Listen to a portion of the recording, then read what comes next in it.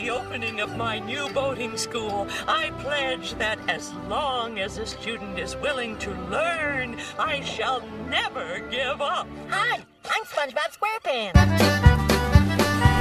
Ahoy, mateys, and welcome to another episode of I'm Ready, a SpongePod SquareCast. My name is Captain Eric, and we are continuing our sail through the third season of SpongeBob SquarePants. Today's episode is Doing Time, the second half of the 45th episode of SpongeBob SquarePants, first premiered on January 21st, 2002. This episode was written by Aaron Springer, C.H. Greenblatt, and Meriwether Williams.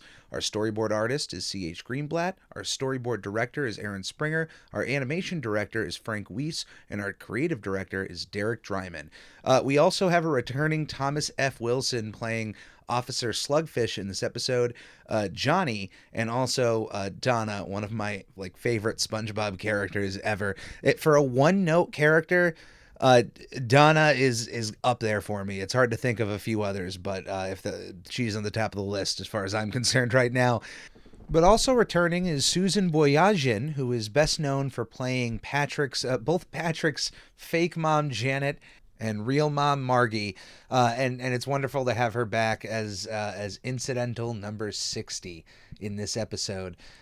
Doing time from the get-go, from the title card with the black and white stripes behind it, should tell you right away that we're going to jail in this episode. SpongeBob is going to jail, but not necessarily SpongeBob. This is going in a different way. This is a Mrs. Puff episode. This is Mrs. Puff's episode, and honestly, this might be one of her best episodes. For a lot of people, this is probably their favorite Mrs. Puff-centric episode. Not necessarily an episode that is at her boating school, but we don't get many episodes where it's really from her point of view, and that the story is driven through her actions.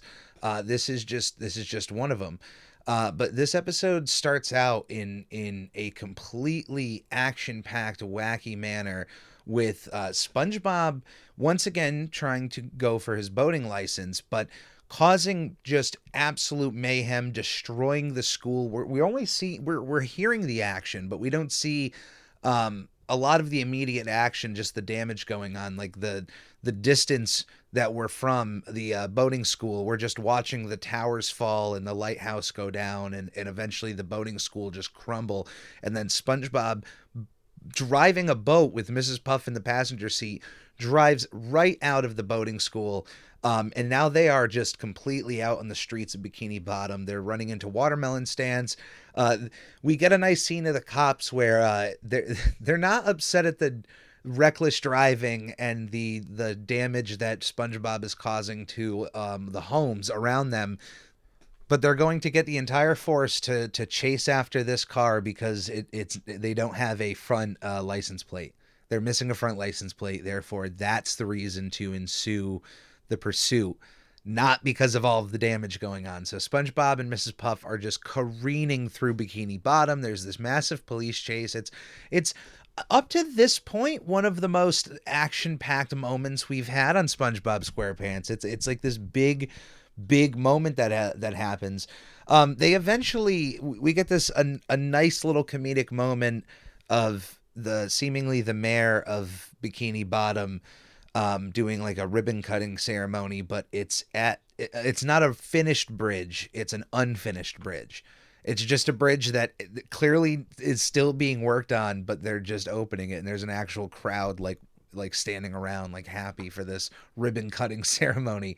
SpongeBob and Mrs. Puff go right through the ribbon, right off of the unfinished bridge, followed by all of the police, and they're just careening through the sky.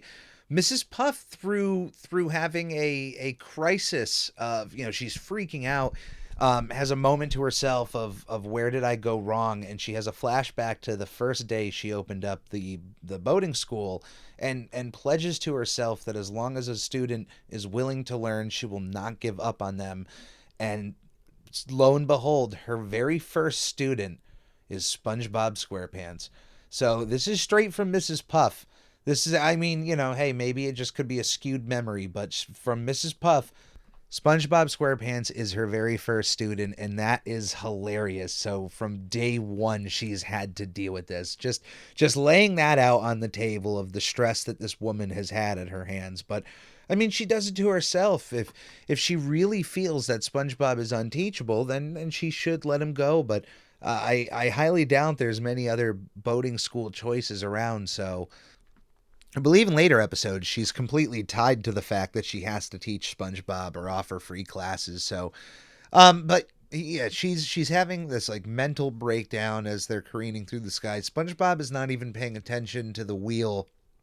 He's more worried about the police, chasing after them, and is not noticing that they are like torpedoing towards a truck full of fruit punch for the seniors. We're at Shady Shoals.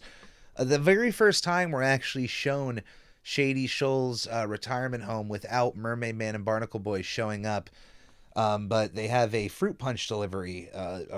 So we there's like this massive like oil tanker of fruit punch, this red liquid, and Mrs. Puff and SpongeBob, the boat, gets right into it in the top, but not enough for them to be in the truck. So just the front of their boat is inside of the tank of this fruit punch. We get it. I like the fact that like the seniors are causing a ruckus. The fact that they're, I don't know, I'm guessing they're out of fruit punch. This is the big fruit punch delivery they've been waiting for weeks, and like the old people are just flipping out on the inside just because they want their fruit punch. I love that. They're about to get their fruit punch, let me tell you. Now, of course, right after Mrs. Puff and SpongeBob were a bunch of police cruisers. All of them, a few either hit the ground or go right into the tank of the fruit punch, which then tips over and explodes the fruit punch out of the tank, and we get a nice little montage of various funny moments of this fruit punch flood going through Shady Shoals. We get a mention that all of the seniors are wearing white clothing, and I mean, we don't even need to know the color of their clothing and know that it's going to get stained. I think it's funny the fact that there's a fruit punch flood coming through the window and everybody just gets knocked over. We then see Fred here, who I guess is the janitor of Shady Shoals, just mopping away, just doing his mopping, and the fruit punch kind of floods the entire hallway for a second. But then, he's just, the animation of Fred is still mopping even as it just subsides back to a couple puddles. By the way, I'd like to mention the song that Fred was listening to. It was I went back and listened to it. It's a pretty decent song. It's not bad, but it's Surfin' Summer by Richard Myhill, which I went back and listened to, and it really is it's not that bad of a song. I actually kind of enjoy it. It's a bop. If you can at least enjoy classic like old music of that time, that boppy kind of rock music, yeah, you want to add Surfin' Summer to your rotation, your summer playlist, and definitely not during these winter months, especially if you got snow around you. This is unless you're someone who has the ability to just think about warm weather or the beach and then just suddenly feel that warmth. I don't know. Not one of those people, but congratulations to you if you are. But yeah, we then get just a last little bit here with the fruit punch. We get an elderly man who finished his memoir of his life, written in red ink. That's just funny. I feel bad for him. I feel so bad. Hopefully he can rewrite it.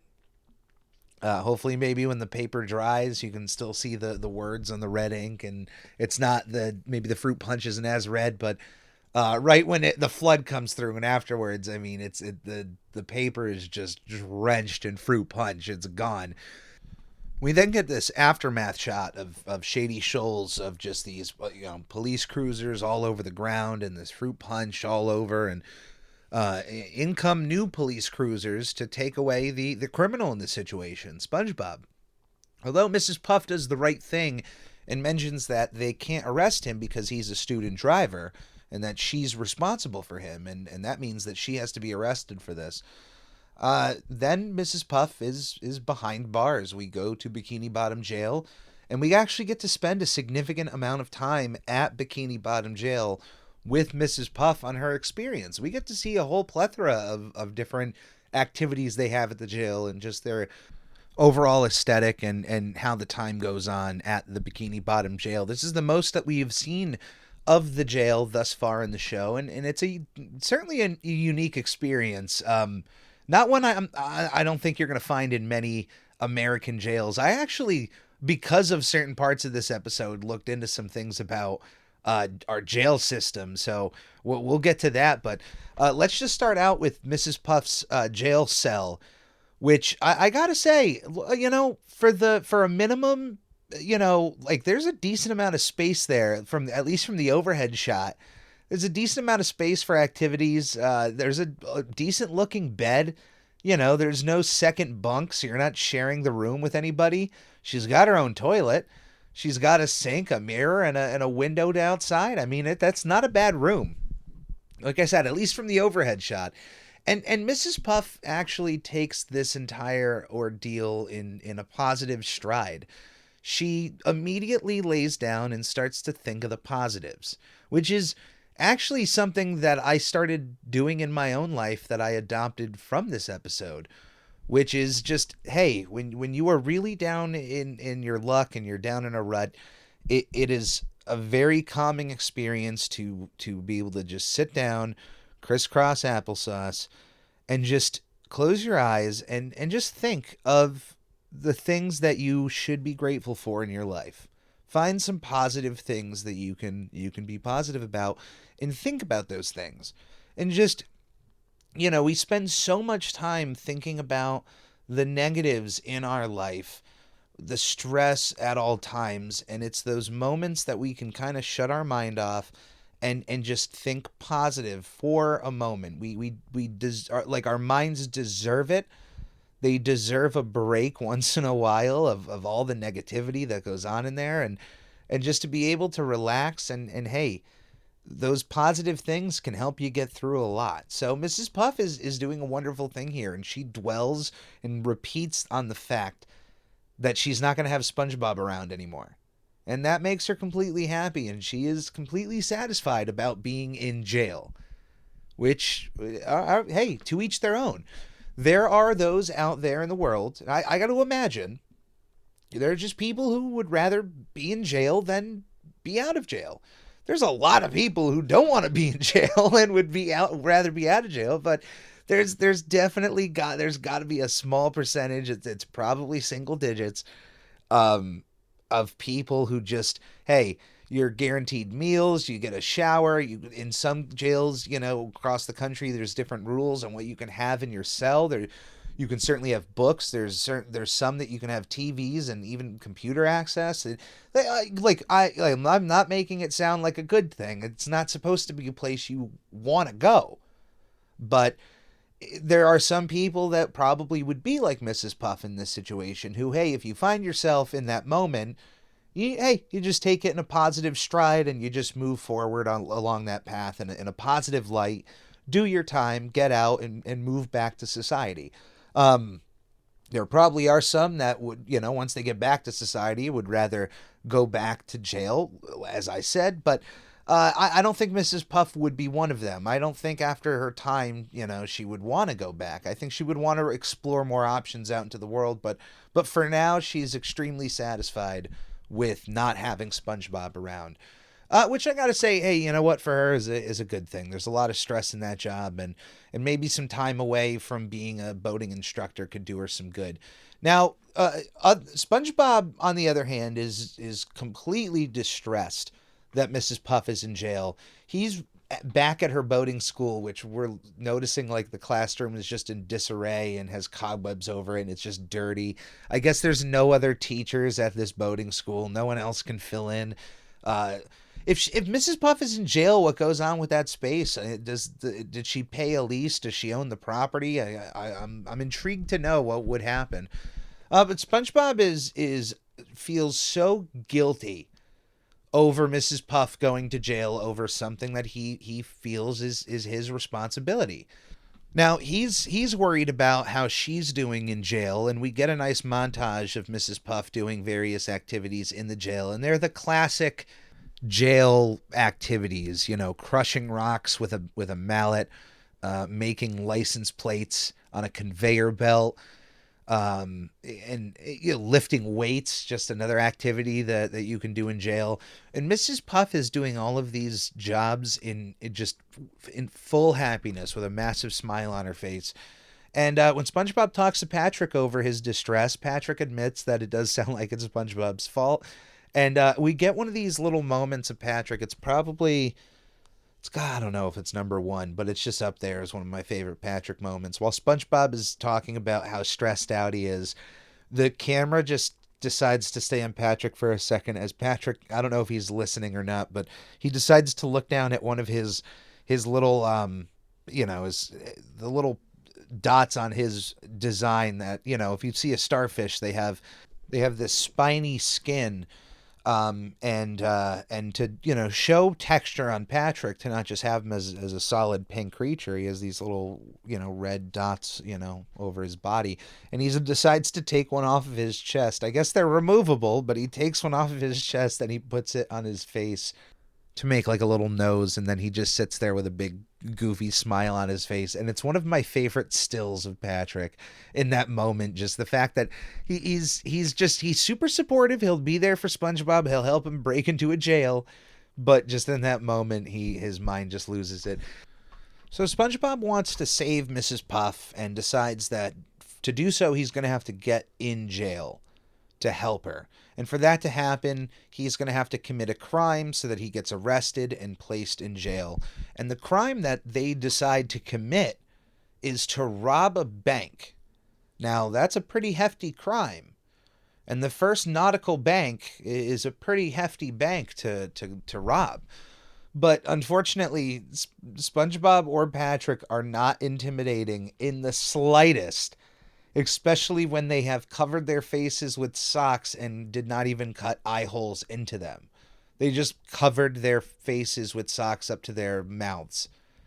And they're just, SpongeBob, when he's yelling at the teller, and it's admittedly one of my, there's a lot of favorites in this episode, but it's one of my favorite SpongeBob, quotes, when he's yelling to put the money in the bag and just then yells again to put it in, and he's not even looking at the teller. He's opposite. He has his back to the teller.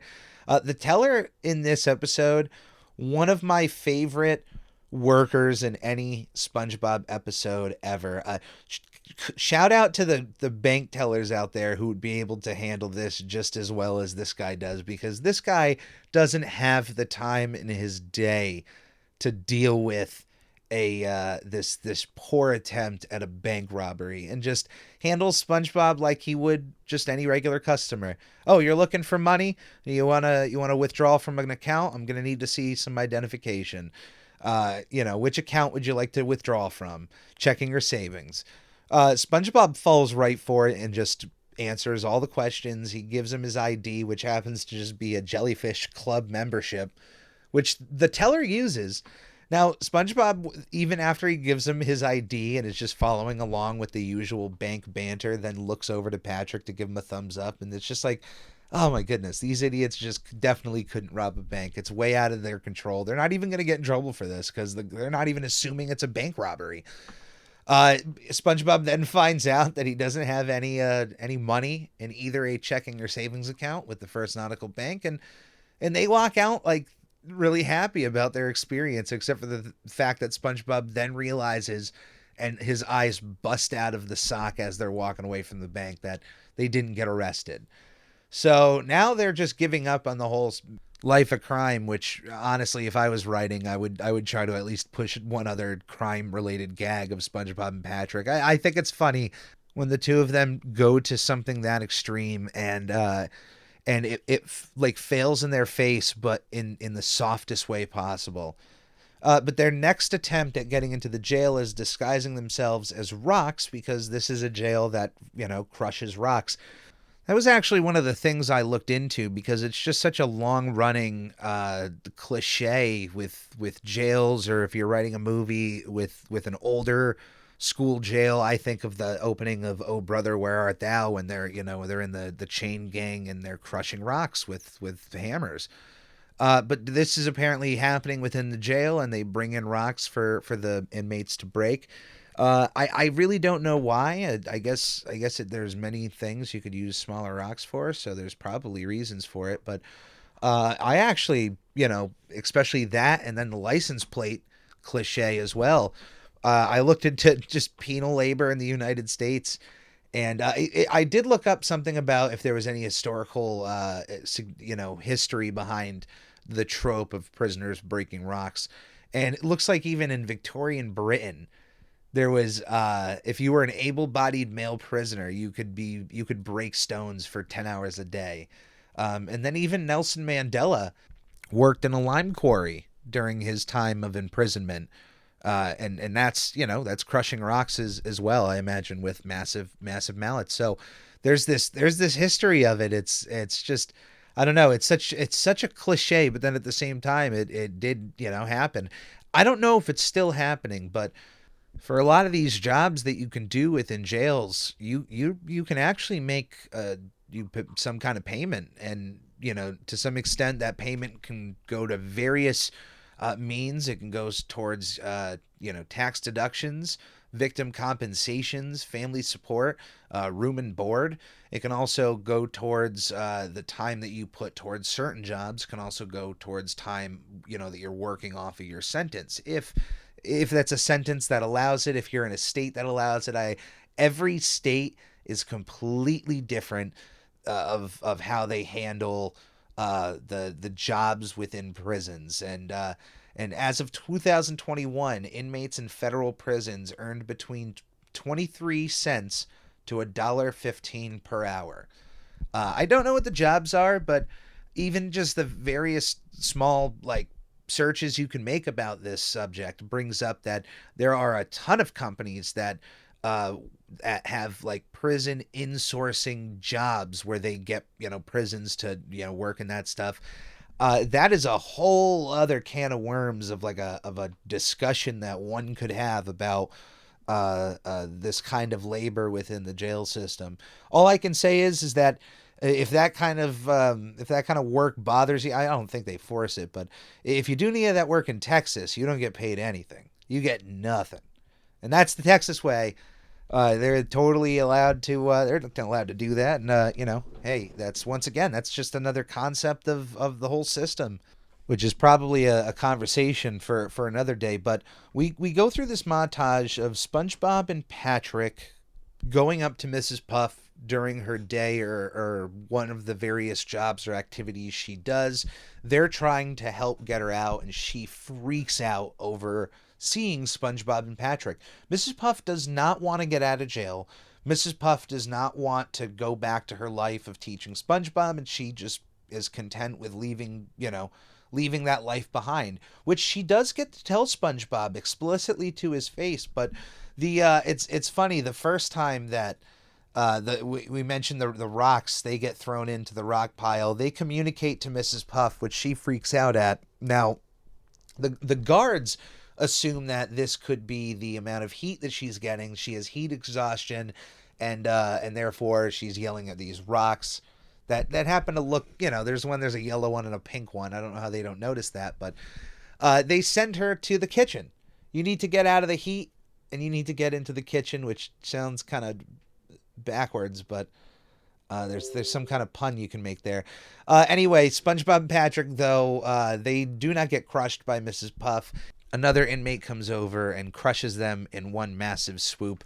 And we get a little gag that they were actually wearing costumes the entire time, and that they're not going to be able to get the deposits back from their costumes. The fact that it was costumes and not just usually how they can morph their bodies is pretty funny. It's a nice little gag. We get Mrs. Puff now serving chili during lunch in the jail at the lunch line. We get Donna, one of my favorite little one note characters. What's for lunch today, Puff Mama? Chili? I don't know. That's my best Donna impression, but that's pretty much it. It's just like a very masculine woman in this jail. Mrs. Puff is very friendly with Donna and lets her know that it's chili every day. It's the same thing they have. every single day, which I got to imagine is just not good on anyone's digestive system. Just chili every day. I mean, what are they, firemen?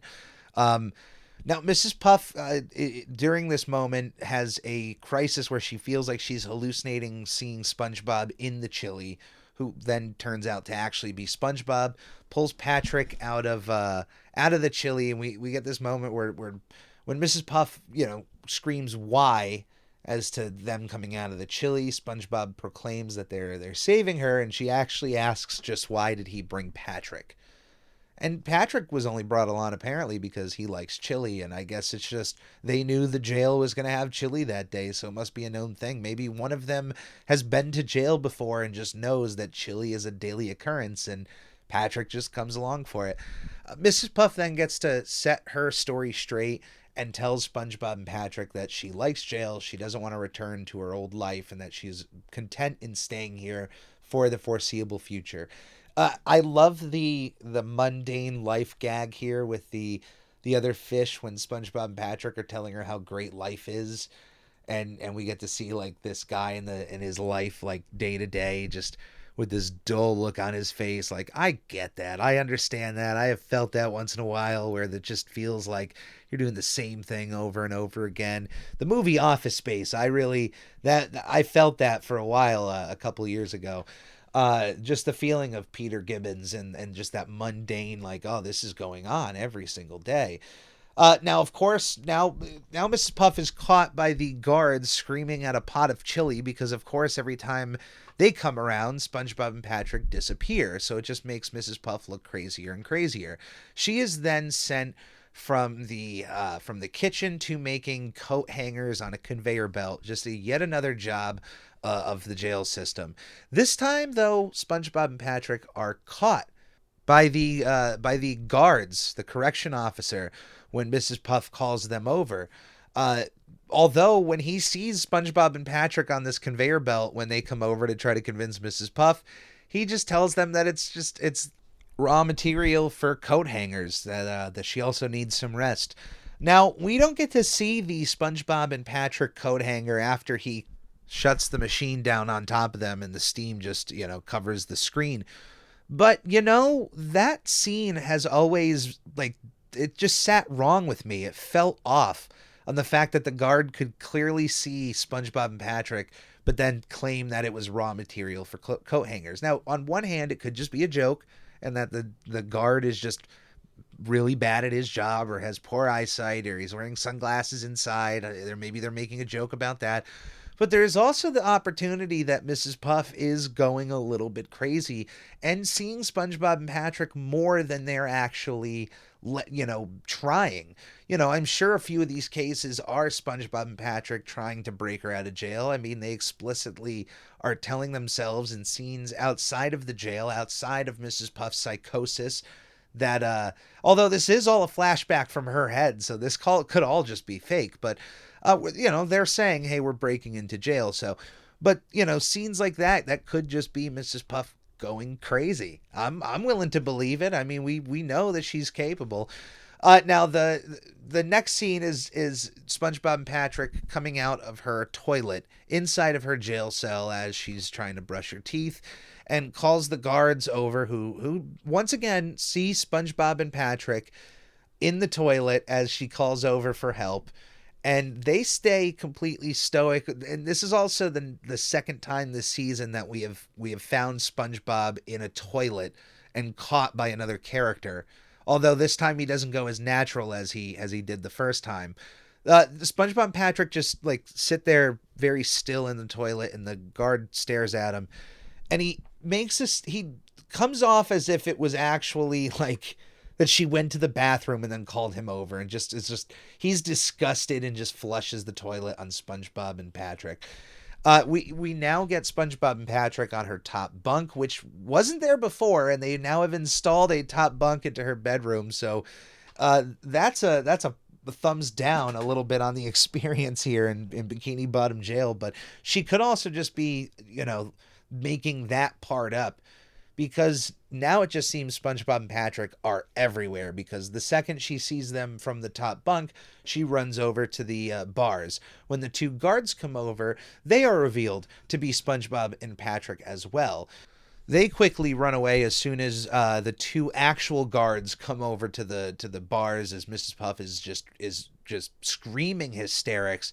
She grabs their faces and rips them off to try to reveal that they are SpongeBob and Patrick, when in fact they are the real guards.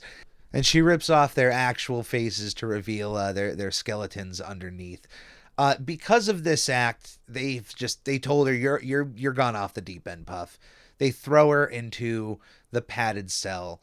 And really, at this point, I think that would be the best for Mrs. Puff, in all honesty. That kind of one-on-one help that she could get in a safe environment, I think she would thrive a little bit better there.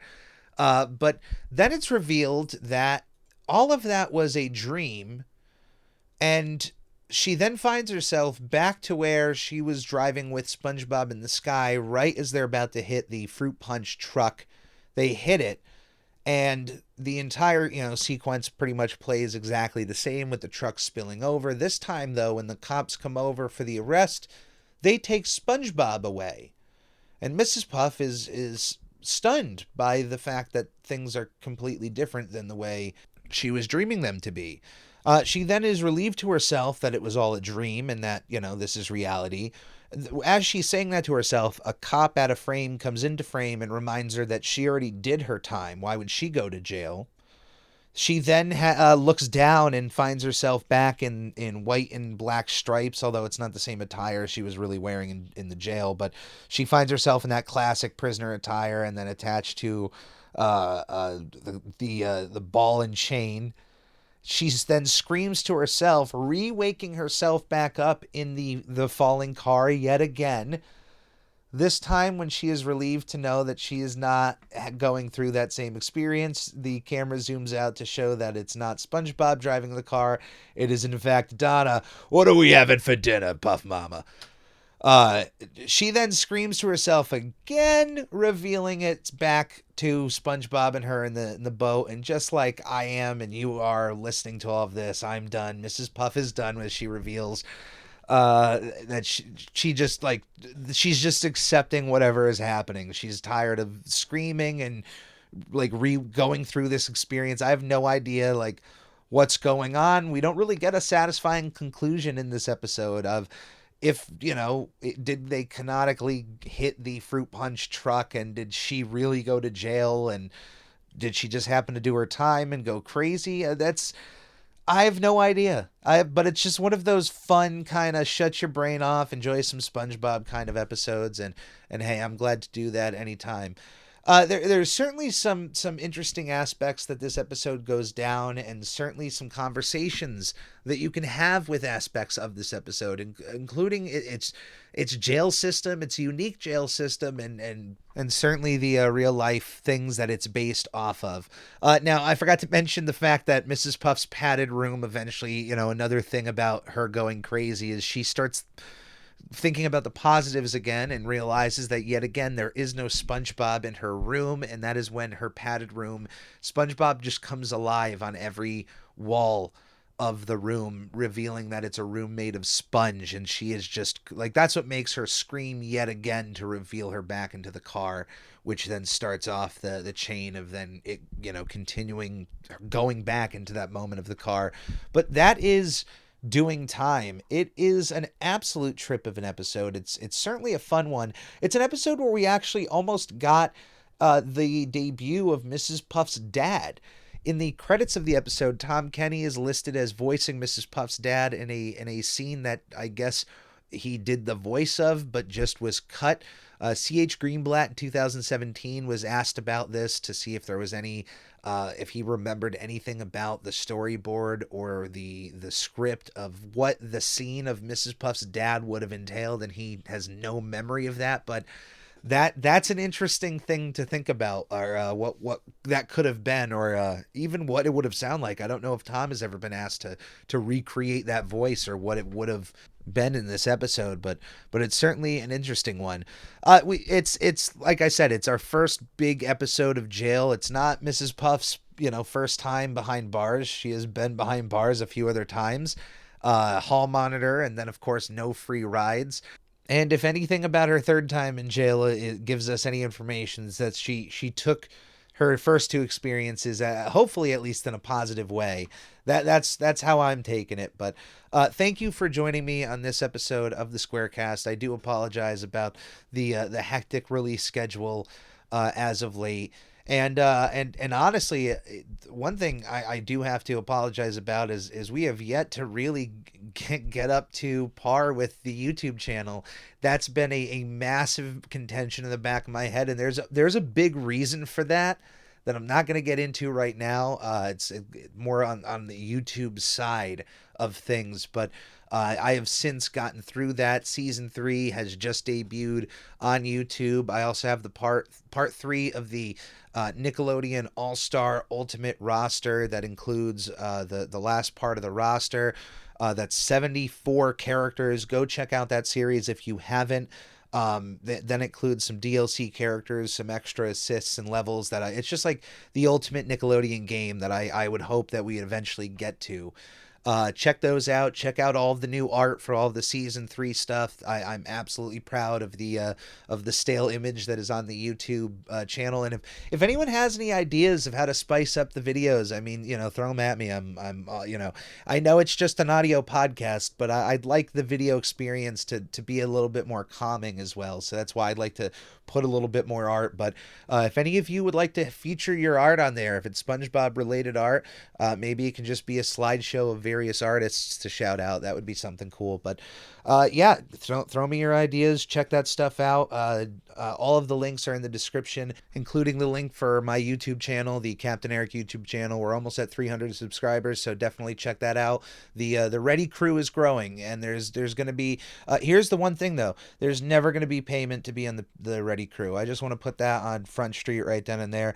This is not about like that whole idea of the Ready crew being on a crew. Nothing about buying anything. There's never going to be a t-shirt you're going to have to buy, never a patch, never a dollar to be a part of this, get a banner, none of that.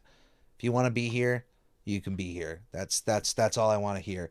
So once again, thank you for listening. Thank you for letting me be a part of your week as you are a part of mine. I love all of you. This is Captain Eric signing off. Stay safe, everybody, especially with some things on the rise. If you can get vaccinated, get vaccinated. If you don't, hey, just, follow like every guideline you can. Mask up. Do what you can for everybody. Be safe. I love you all. See you here next week. Hey there, Puff Mama. What's today's grub? I'm ready!